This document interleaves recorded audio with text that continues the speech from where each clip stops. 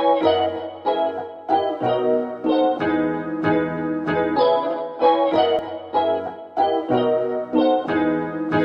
féculent est très important dans l'alimentation du quotidien. Le gros problème qu'on voit souvent chez de nombreuses personnes, ils en ont peur parce qu'ils se disent « Mon Dieu, le féculent va me faire prendre du poids ». Il faut bien comprendre que ce n'est pas le féculent en lui-même qui va faire prendre du poids, c'est la manière dont on va l'apprêter. Ça va être la crème qu'on met dans les pâtes, l'excès d'huile, de beurre qu'on va mettre dans le féculent et ça va être la surconsommation du féculent qui va faire qu'on va avoir des soucis au niveau du poids. C'est aussi l'aliment qui va vous donner l'impression d'avoir assez mangé.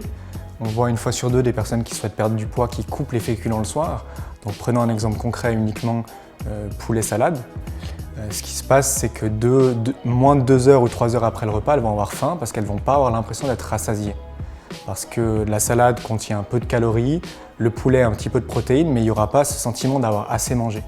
Donc il y a de fortes chances qu'elles grignotent plus tard dans la soirée. Et du coup, je pense qu'on annule l'effet qui était recherché de perdre du poids en grignotant un peu plus tard devant la télé ou avant d'aller se coucher. L'autre problème qu'il y a souvent aussi, c'est que certaines personnes en mangent en trop grande quantité d'un coup. De ce fait, elles ont le taux de sucre dans le sang, la glycémie qui monte en flèche. Mais il va aussi redescendre rapidement en flèche et 1h30, 2 heures après, s'ils en prennent trop, ils vont se sentir fatigués, moins concentrés et avoir ce qu'on appelle une fausse faim et l'impression de devoir manger quelque chose. Et là, le risque de grignotage intervient aussi. Donc le féculent, il est très important. On le conseille plutôt en petite quantité à chaque repas pour être rassasié correctement. Donc 2 conseils pratiques, veillez à répartir les féculents sur la journée, en manger moins mais aux 3 repas par jour, et surtout à veiller à la qualité des féculents. Typiquement, on nous dit le pain, est-ce que c'est bon ou pas, ça va dépendre de quel pain vous prenez.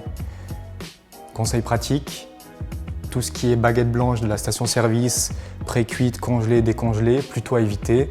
Tout ce qui est pain fait avec des farines complètes, avec des farines anciennes, que ce soit un pain à l'épeautre, au levain, à la farine d'avoine, à privilégier, ou un pain complet à privilégier.